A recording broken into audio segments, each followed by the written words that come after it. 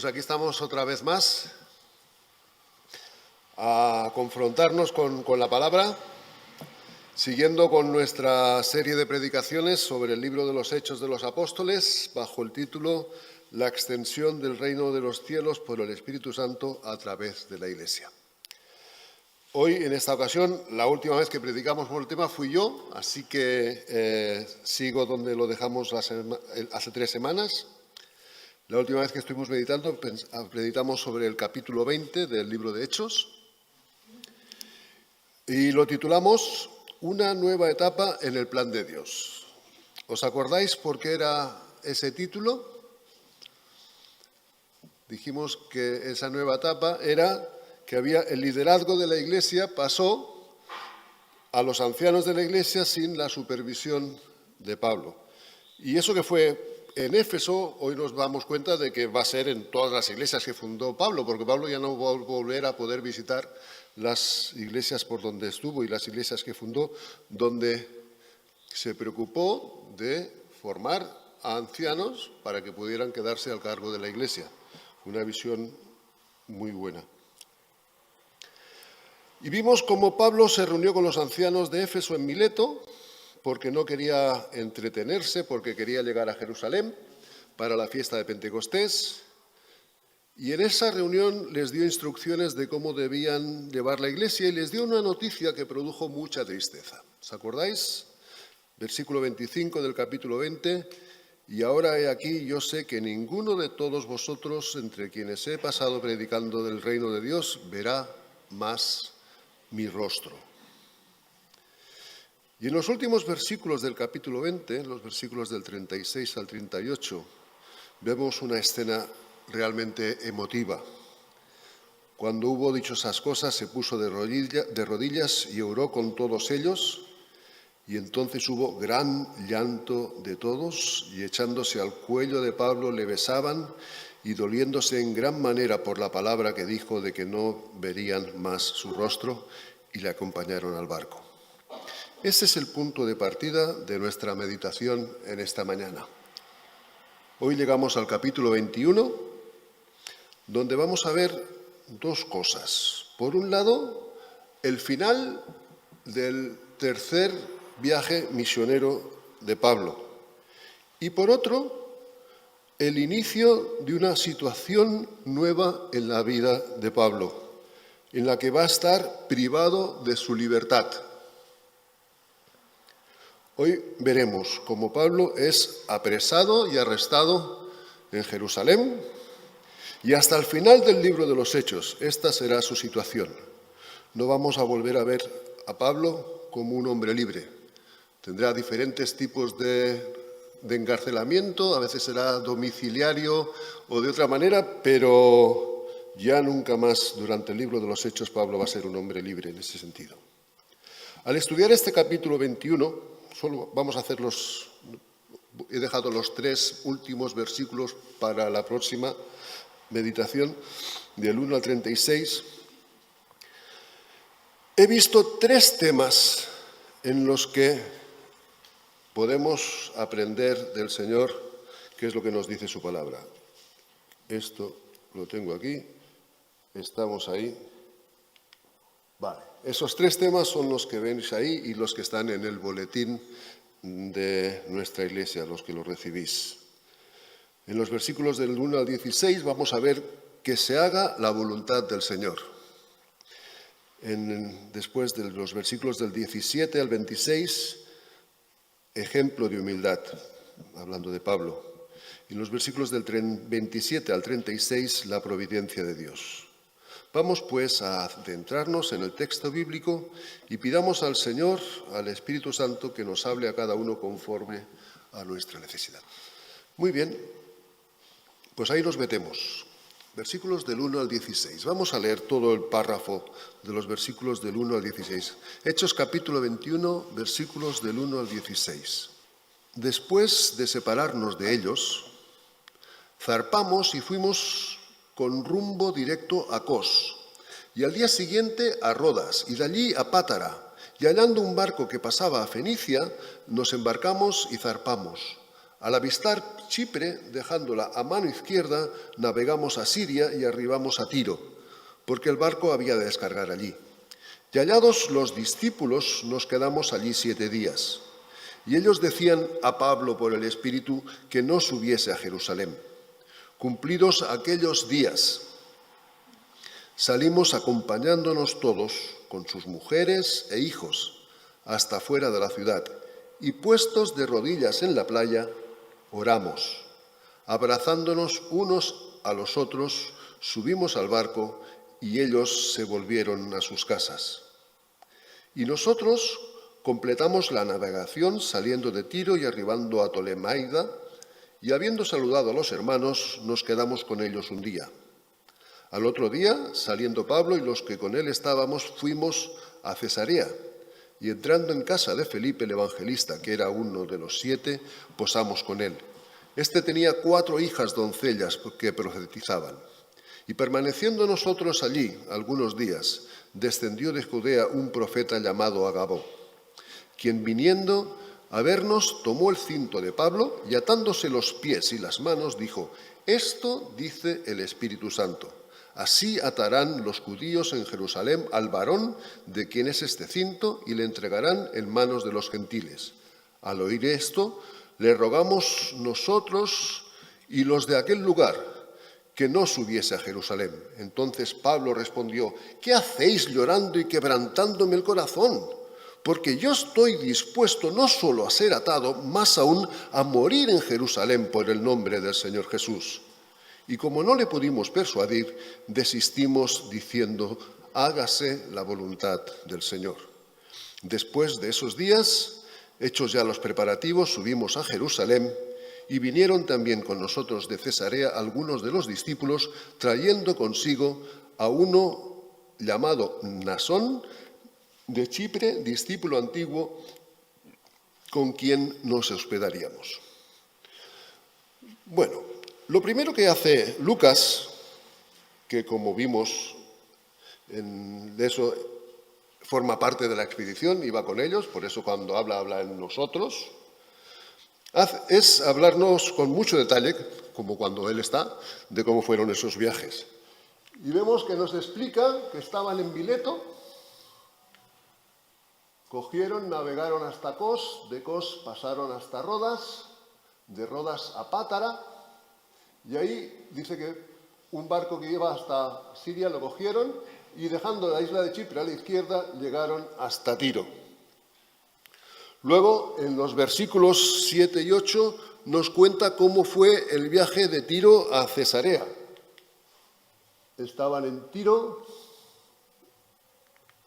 y dice que cogieron un barco, fueron hasta Tolemaida, allí estuvieron un día y después fueron hasta Cesarea, donde se quedaron algunos días más, y de ahí ya por tierra, evidentemente, porque Jerusalén no tiene puerto de mar, se acercaron hasta Jerusalén. Esos fueron los desplazamientos y esa es la etapa final del texto de hoy. Tenemos que llegar a Jerusalén. Viendo este texto que hemos visto, una de las cosas que me llama la atención antes de ponernos a hablar del tema que he puesto el título es el amor entrañable entre los creyentes.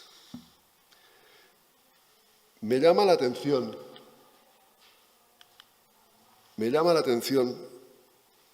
ese amor que se observa entre los creyentes de todas las ciudades por las que pasaban.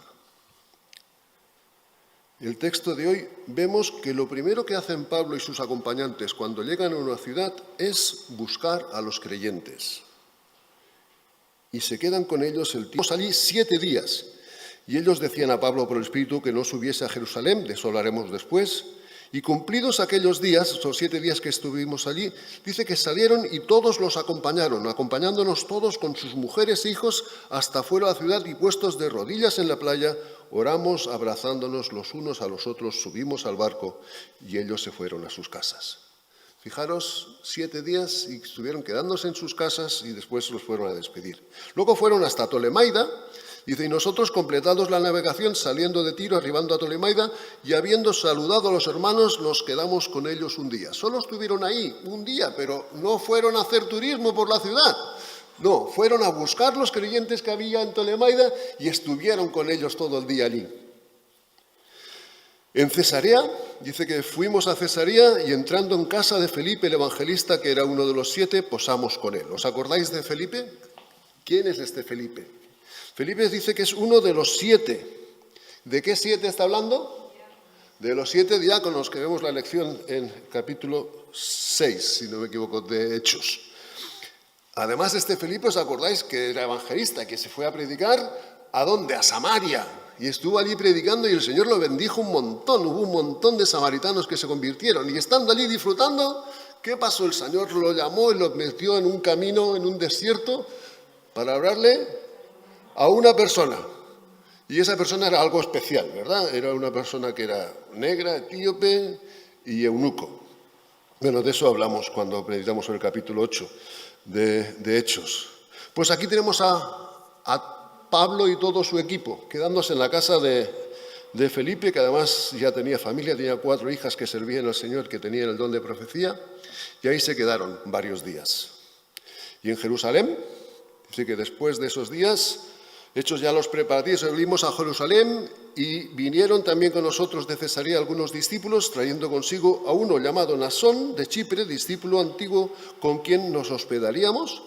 Y dice que cuando llegaron a Jerusalén, los hermanos nos recibieron con gozo. Notemos que muy probablemente, en muchos de los casos, esas personas, esos creyentes de esas ciudades, no se habían visto nunca antes con Pablo y todos los que iban con ellos, pero se alegraban de verse. Les ofrecían sus casas para que se quedasen. Se preocupaban unos por otros. En una palabra, se veía amor, se amaban. ¿Y por qué? Porque eran hermanos en Cristo. Porque compartían la presencia del Espíritu Santo en sus vidas. ¿No habéis experimentado nunca esta experiencia de estar en un lugar donde no conocéis a nadie y encontráis allí a alguien que es creyente y notas que aunque no habéis visto antes, hay algo que nos une? Muchos de los que estáis aquí esta mañana habéis venido de fuera de vuestras casas y habéis encontrado de aquí. Y otros hemos viajado a otros sitios y hemos encontrado creyentes y hay algo que nos une. Y hay, sin que nos conozcamos, debe haber ese amor. Eso es lo que dijo Jesús cuando en Juan capítulo 13 dice: un mandamiento nuevo os doy, que os améis unos a otros como yo os he amado, que también os améis unos a otros. Y en esto conocerán todos que sois mis discípulos, si tuvieseis amor los unos con los otros. Sigamos y vamos a fijarnos ya en lo que le hemos dado el título de este párrafo, en cuanto a la voluntad de Dios. Este es el tema que quiero resaltar de este pasaje que hemos leído. Y la pregunta que viene a nuestra mente es: ¿era la voluntad de Dios que Pablo fuera a Jerusalén? ¿Era la voluntad de Dios? En primer lugar, esa era la intención de Pablo, y para él estaba claro que sí que era la voluntad de Dios. Ya en Hechos capítulo 20 y en Hechos capítulo 19 y versículo 21, dice que pasadas estas cosas, Pablo se propuso en espíritu ir a Jerusalén. En el versículo 20 y versículo 22 dice: ahora he aquí, ligado yo en espíritu, voy a Jerusalén sin saber lo que allí me ha de acontecer. Pablo lo tenía claro desde hacía varios meses. La voluntad de Dios para él en ese momento era que fuera a Jerusalén. Pero ese viaje a Jerusalén no era un viaje cualquiera. El Señor le muestra que su llegada a Jerusalén va a tener consecuencias. Y en el versículo 20-23 que vimos cuando la última vez, dice, salvo que el Espíritu Santo por todas las ciudades me da testimonio diciendo que me esperan prisiones y tribulaciones. Y en el párrafo que hemos leído, en el versículo 10 y 11, estando ellos en la casa de Felipe en Cesarea, dice, y permaneciendo nosotros allí algunos días, descendió de Judea un profeta llamado Agabo. A este profeta, si os acordáis, ya le vimos en Hechos capítulo 11, donde este profeta profetizó que habría un tiempo de necesidad, un tiempo de hambre en Jerusalén. Bueno, pues ese profeta Agabo, quien viniendo a vernos, tomó el cinto de Pablo y atándose los pies y las manos dijo, esto dice el Espíritu Santo, así atarán los judíos en Jerusalén al varón de quien es este cinto y le entregarán en manos de los gentiles. Agabo, haciendo una representación, como era costumbre de algunos profetas en el Antiguo, y los podemos ver en el Antiguo Testamento, muestra que será atado y será entregado. Y no hay dudas, él lo dice así, esto dice el Espíritu Santo. El ir a Jerusalén va a tener consecuencias terribles. La voluntad de Dios, el plan de Dios a veces implica sufrimiento. Y en este caso así sería. Y lo veremos y lo confirmaremos más adelante. ¿Cuál fue la reacción de los creyentes ante esas profecías de que Pablo iba a sufrir en Jerusalén? Al ver cómo el Espíritu Santo muestra claramente que Pablo va a sufrir mucho si va a Jerusalén, provoca la reacción en los hermanos. Y en los de Tiro, posiblemente el Espíritu les mostraría lo que eso pasía, y ellos dicen que hallados nos quedamos allí, y ellos decían a Pablo por el Espíritu que no subiese a Jerusalén. Y en Cesarea, sus acompañantes, incluido Lucas, el escritor del libro, y los creyentes que allí los creyentes de allí de Cesarea, tuvieron la misma reacción. Hechos capítulo 21 y versículo 12. Al oír esto, le rogamos nosotros y los de aquel lugar que no subiese a Jerusalén. ¿Nos recuerda esto una escena de Jesús con sus discípulos? Vamos a Mateo capítulo 16, versículos 21 al 23.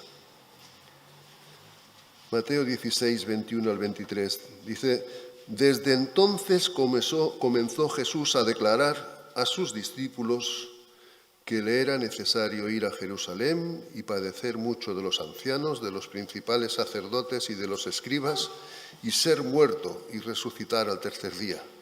Entonces Pedro, tomándolo aparte, comenzó a reconvenirle, diciendo, Señor, ten compasión de ti, en ninguna manera esto te acontezca. Pero él, volviéndose, dijo a Pedro, quítate de delante de mí, Satanás. Me eres tropiezo, porque no pones la mira en las cosas de Dios, sino en las de los hombres. Aquí está sucediendo lo mismo. Jesús les anuncia su muerte y Pedro dice, no hagas. Aquí Pablo está anunciando que se va a Jerusalén. Bueno, todos saben que va a Jerusalén. Se está anunciando que va a tener sufrimientos y los creyentes le dicen, no vayas. ¿Y qué hace Pablo? ¿Cuál es la determinación de Pablo ante eso? Versículo 13. Entonces Pablo respondió, ¿qué hacéis llorando, quebrantándome el corazón? Me estáis matando. Porque yo estoy dispuesto no solo a ser atado, más aún a morir en Jerusalén por el nombre del Señor Jesús. Ya sé que me queréis, ya sé que no queréis que sufra, pero eso es la voluntad de Dios y yo estoy dispuesto a lo que sea para obedecer al Señor. Esa era la determinación de Pablo ante esa voluntad de Dios. Y la conclusión final, versículo 14, que es el que tenemos en la portada de nuestro boletín esta semana. Y como no le pudimos persuadir, desistimos, diciendo, hágase la voluntad del Señor. No podemos luchar en contra de la voluntad del Señor. Esa afirmación de hágase la voluntad del Señor, ¿nos recuerda algo? El Señor Jesús la incluyó en el modelo de oración que le dio a sus discípulos, y lo vemos en Mateo capítulo 6 y versículo 10. Hágase tu voluntad así en la tierra como en el cielo. El estar dispuestos, el afirmar ese hágase tu voluntad, implica un reconocimiento de la soberanía de Dios. Eso es lo que hace Jesús en Getsemaní, Lucas 22, 42, cuando orando al Padre dice: Padre, si quieres, pase de mí esta copa, pero no se haga mi voluntad, sino la tuya.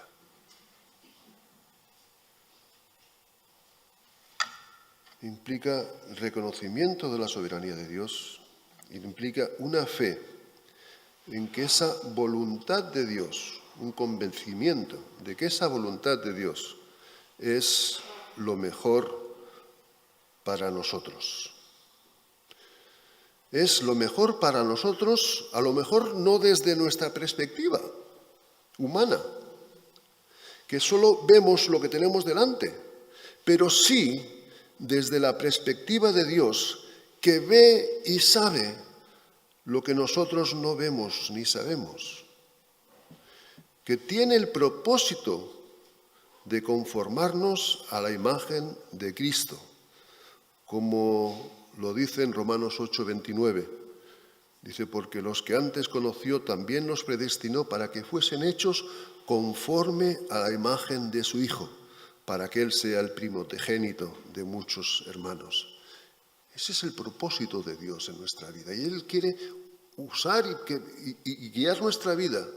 Y las cosas que nos acontecen es porque Él tiene el propósito no pequeño de hacernos conforme a la imagen de su Hijo.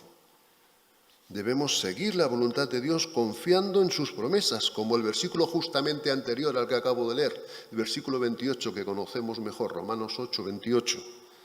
Y sabemos, ¿qué más? Que a los que a Dios aman, todas las cosas les ayudan a bien. Esto es, a los que conforme a su propósito son llamados. Cuando sigamos estudiando el libro de Hechos, veremos que lo que va a suceder en Jerusalén, Dios lo va a utilizar para que Pablo pueda predicar a los judíos, pueda predicar delante de gobernantes de diferentes lugares, pueda cumplir al final el propósito de llegar a Roma y predicar también allí, la capital del mundo conocido en ese momento. De alguna manera, seguir completando el cumplimiento del que vimos desde el primer estudio del libro de los Hechos, que era el índice del libro de los Hechos, Hechos capítulo 1 y versículo 8. Pero recibiréis poder cuando haya venido sobre vosotros el Espíritu Santo y me seréis testigos en Jerusalén, en toda Judea, en Samaria y hasta lo último de la tierra.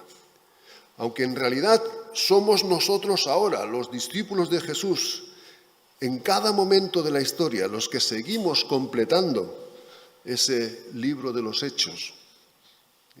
Estamos escribiendo el capítulo 29. Y en concreto, este versículo, si somos y seguimos siendo testigos de Cristo. Vamos al siguiente punto de nuestro sermón, el ejemplo de humildad. Versículo 17. Cuando llegamos a Jerusalén, los hermanos nos recibieron con gozo. Ya tenemos a Pablo y sus acompañantes en Jerusalén. Y vemos que los recibieron con gozo, como todas las ciudades por donde habían pasado. Pero aquí aún había algo más, porque aunque Lucas no nos habla de ello, esa ofrenda de la que nos ha hablado antes Marcelo que estaban recogiendo, pues aquí fue seguramente un momento donde la entregaron a los hermanos de Jerusalén. Y dice que al día siguiente tuvieron una reunión con Jacobo, que era el hermano de Jesús, el que después sería el autor del libro de Santiago, responsable principal de la iglesia de Jerusalén, y con todos los ancianos. Versículos 18 y 19. Y al siguiente día, Pablo entró con nosotros a ver a Jacobo, y se hallaban reunidos todos los ancianos, a los cuales, después de haberles saludado, les contó una por una las cosas que Dios había hecho entre los gentiles por su ministerio. Pablo muestra su humildad al contarles una por una las cosas que Dios había hecho entre los gentiles por su ministerio. Pablo es un apóstol y se goza en compartir, se goza en hacer un reporte, en dar cuentas de alguna manera a Jacobo y los ancianos, porque ya no había ningún de los apóstoles allí, ya el liderazgo sigue funcionando, los apóstoles estarían en otras labores y ahí tal. Y Jacobo, siendo apóstol, no tiene ningún problema en dar un reporte y explicar todas las cosas que el Señor ha hecho.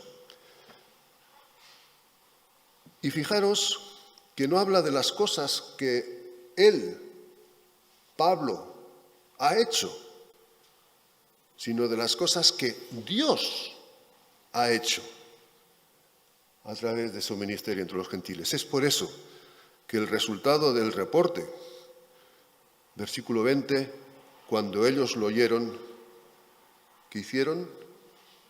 Glorificaron a Dios. La reunión continúa y ahora son los ancianos los que intervienen. Dice, y le dijeron, ya ves, hermano, cuántos millares de judíos hay que han creído, y todos son celosos de la ley. Pero se les ha informado en cuanto a ti, que enseñas a todos los judíos que están entre los gentiles a apostatar de Moisés, diciéndoles que no circunciden a sus hijos, ni observen las costumbres. ¿Qué hay, pues? La multitud se reunirá de cierto, porque oirán que has venido. Buah, había rumores sobre Pablo. Rumores totalmente falsos. Nunca tal cosa hizo o dijo Pablo. El modo de actuar de Pablo con los judíos del extranjero. Lo estaban diciendo que él estaba pidiendo que apostataran, que no circularan, totalmente algo contrario y falso. ¿Y qué hace Pablo ante esos rumores falsos? Fijaros, no se defiende,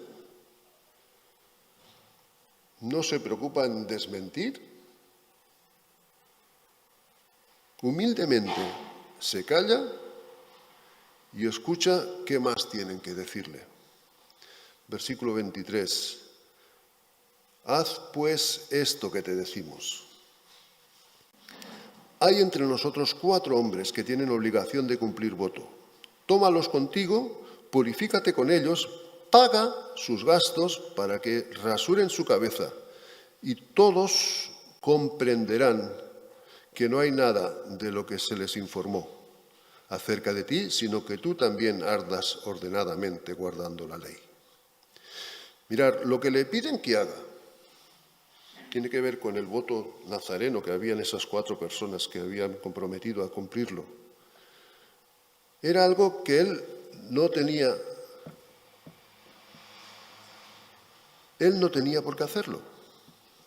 En otras ocasiones hemos visto a Pablo haciendo voto y se rapó la cabeza, lo vimos en el capítulo 18 y versículo 18. Pero ahora él no tenía la intención de hacerlo. El voto que se le pide que haga y que pague el coste de los 4 judíos que no lo tenían que hacer. Era algo sacrificado y costoso, porque había que pagar los corderos y los carneros del sacrificio y las demás ofrendas que tenían que hacer. Y Pablo, además, tenías muy claras sus convicciones en cuanto a la libertad que tenemos en Cristo. Pablo ya había escrito la carta a los Gálatas, y si la leemos ahí podemos ver cuáles eran sus ideas en cuanto a la libertad que tenemos en Cristo Jesús y con respecto a los ritos. Pero ¿qué él qué hace? Calla. Los ancianos le hablaron de que en cuanto a los gentiles que se convierten, ellos seguían lo que habían acordado en el concilio de Jerusalén que vimos en el capítulo 15, y eso lo vemos en el versículo 25. Pero en cuanto a los gentiles que han creído, nosotros les hemos escrito determinando que no guarden nada de estos, sino solamente que se abstengan de lo sacrificado a los ídolos, de sangre, de ahogado y de fornicación. ¿Qué hizo Pablo? Bueno, eso es exactamente lo que les hacían, es cumplir lo que habían acordado en el concilio de Jerusalén. Ahora, ¿qué hizo Pablo en cuanto a la recomendación que le hicieron los ancianos de Jerusalén? Pues mirad, sin discutir ni argumentar, con toda humildad, hizo tal y como ellos le pidieron. Versículo 26. Entonces Pablo tomó consigo a aquellos hombres, al día siguiente, habiéndose purificado con ellos, entró en el templo para anunciar el cumplimiento de los días de la purificación, cuando había de presentarse la ofrenda por cada uno de ellos. Pablo se comportó como él mismo escribió en su primera carta a los Corintios en el capítulo 9 y versículo 20. Primera de Corintios capítulo 9 y versículo 20, donde les dice: me he hecho a los judíos como judío para ganar a los judíos. A los que están sujetos a la ley, aunque yo no esté sujeto a la ley, como sujeto a la ley, para ganar a los que están sujetos a la ley. Pablo tenía claro su propósito. Y hay cosas importantes por las que no hubiese pasado, pero las cosas que no son, es capaz de cambiar y de hacer algo que no tendría por qué haber hecho, con tal de que la relación con con los creyentes en Jerusalén, pues eso, y todos entendieran que esos rumores que corrían de él, pues no eran. Él no discute y cumple. En Romanos capítulo 15, versículos 1 y 2, Pablo sigue aconsejando en esa forma de comportarse. Así que los que somos fuertes, dice Pablo a los romanos, debemos soportar las flaquezas de los débiles y no agradarnos a nosotros mismos. Cada uno de nosotros agrade a su prójimo en lo que es bueno para edificación. Pablo fue un gran ejemplo de humildad y madurez cristiana.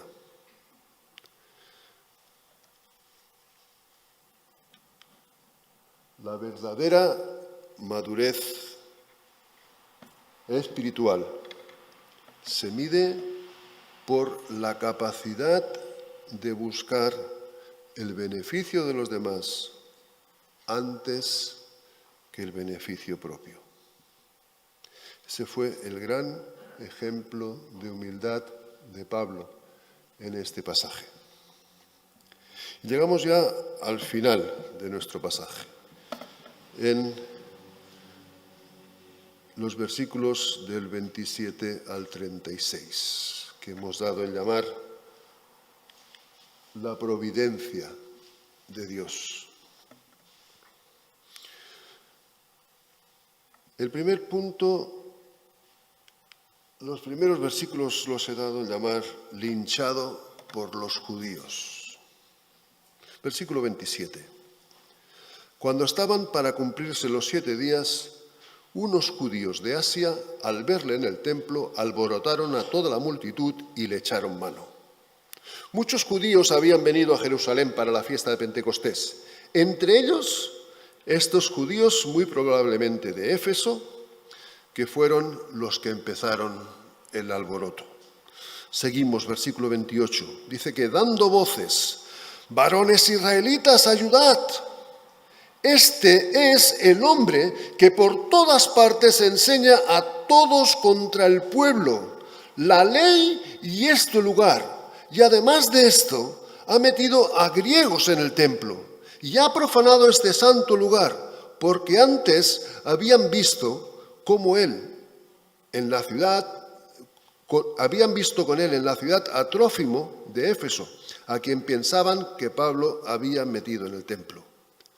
Le acusaron falsamente de estar en contra de los judíos, en contra de la ley y en contra del templo. Y lo que era más grave, de haber introducido a un gentil en el templo, lo cual estaba penado con la muerte.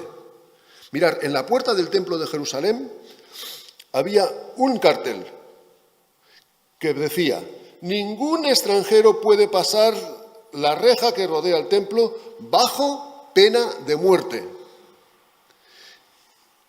Y tanto es así que los romanos les permitían a los judíos que hicieran cumplir eso. De las pocas cosas que los romanos consentían en los judíos era si realmente que ellos cumplieran con la pena que eso tenía.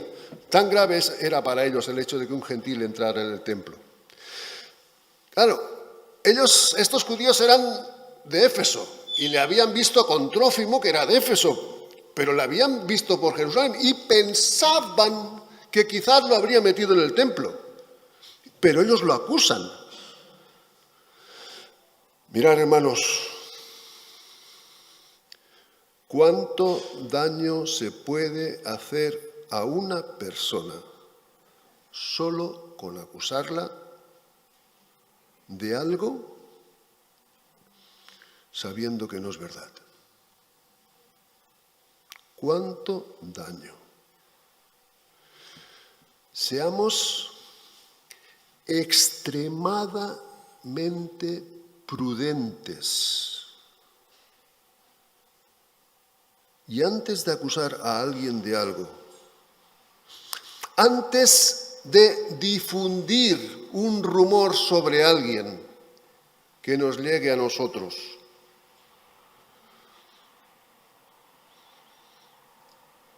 sin estar seguros de que eso sea verdad, no lo hagamos. No difundamos. Estas acusaciones falsas, en el caso de Pablo, motivaron al pueblo, lo movilizaron y se produjo un auténtico linchamiento. Versículo 30. Así que toda la ciudad se conmovió y se agolpó el pueblo, y apoderándose de Pablo lo arrastraron fuera del templo e inmediatamente cerraron las puertas y procurando ellos matarle. Ese era el propósito de los judíos. Este linchamiento hubiese acabado con la vida de Pablo, de no ser por la providencia divina, que intervino a tiempo por medio de los soldados romanos. Seguimos leyendo. Se le avisó al tribuno de la compañía con toda la ciudad, que toda la ciudad de Jerusalén estaba alborotada. Tomando luego soldados y centuriones, corrió a ellos, y cuando ellos vieron al tribuno y a los soldados, dejaron de golpear a Pablo. Muy cerca del templo de Jerusalén, en la esquina nordeste, estaba la Torre Antonia, un edificio construido por Herodes el Grande, que era el cuartel de los soldados romanos. En él podía haber hasta 1000 soldados. Los romanos no toleraban las alteraciones del orden público. Así que tan pronto como el jefe, el tribuno, se entera de que había jaleo, juntó un grupo de por lo menos 200 soldados y fueron tan deprisa como pudieron al lugar de los hechos. Y en el momento en que los judíos, vieron llegar a los romanos, ¿qué hicieron? Dejaron de golpear a Pablo. Versículo 33.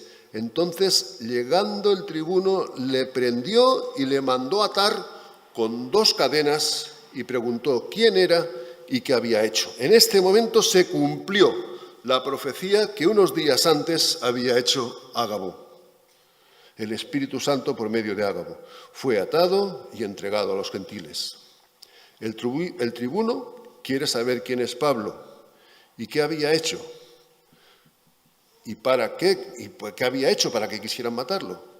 Pero en versículo 34, entre la multitud, unos gritaban una cosa, otros otra, y como no podía entender nada de cierto, a causa del alboroto, le mandó llevar a la fortaleza. Fue tal la paliza que le dieron a Pablo,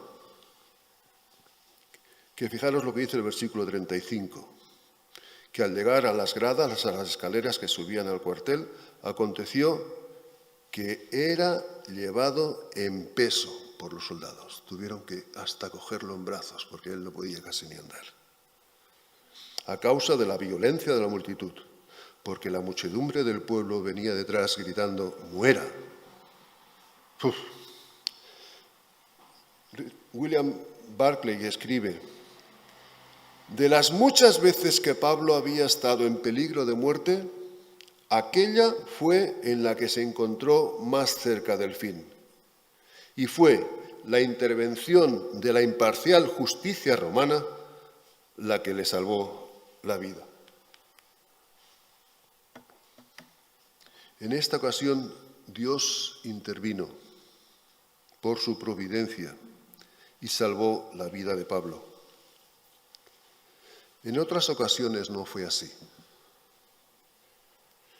Dios no salvó al apóstol Santiago de ser ejecutado a espada por Herodes. Ni en una ocasión muy parecida a esta que vemos hoy, tampoco impidió que Esteban fuera apedreado. Y Pablo estaba presente durante ese acto de apedreamiento de Esteban. Dios es soberano y Él interviene como Él quiere.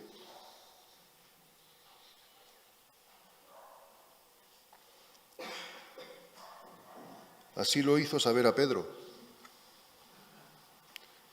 cuando en el capítulo 21 del Evangelio de San Juan, cuando después de anunciarle a Pedro que iba a morir ejecutado, Pedro pregunta por su amigo. Dice, ¿y Juan? Veamos la respuesta de Jesús. Jesús le dijo, si quiero que él quede hasta que yo venga, ¿qué a ti? Sígueme tú. Debemos seguirle a Él porque Él es el Señor. Y Él es el soberano y no somos nadie para pedirle cuentas a Dios de lo que hace o deja de hacer, sino confiar en sus promesas, en que Él nos ama, y que todo lo que hace o permite es para nuestro bien, aunque a veces nosotros no lo entendamos. Llegamos al final.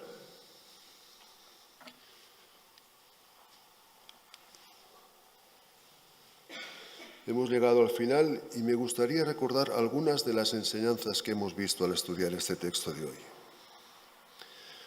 Primero quiero recordar otra vez, hacer énfasis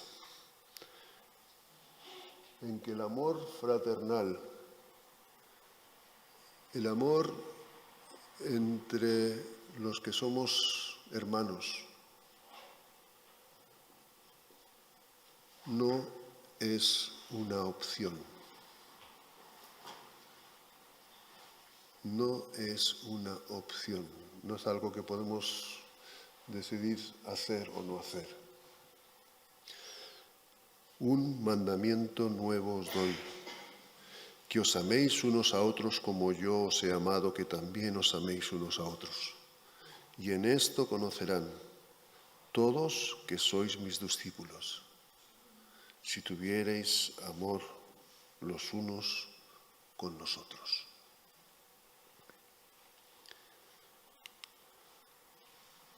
Lo siguiente que hemos visto, la humildad.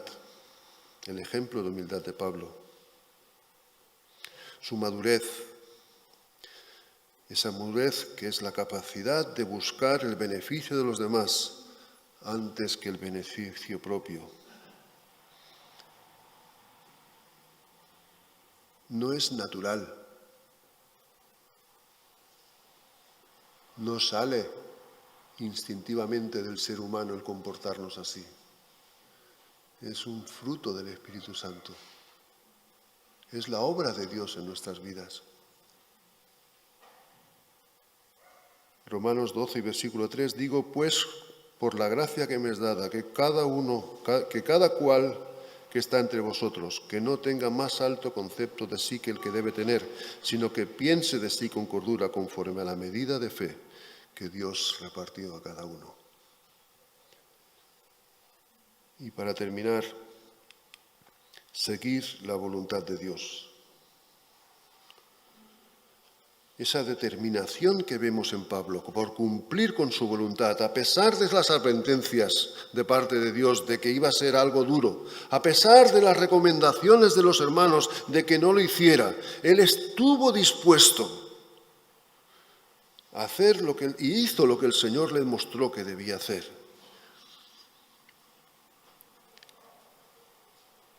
El autor de la carta a los Hebreos nos da unas recomendaciones de cómo podemos nosotros hacer eso que hizo Pablo. Hebreos capítulo 12, versículos 2 y 3. Pues así, puestos los ojos en Jesús, el autor y consumador de la fe,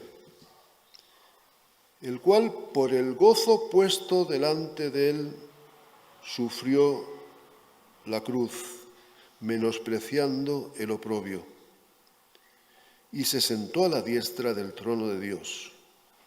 Considerad aquel que sufrió tal contradicciones de pecadores contra sí mismo, para que vuestro ánimo no se canse hasta desmayar. Que el Señor os bendiga.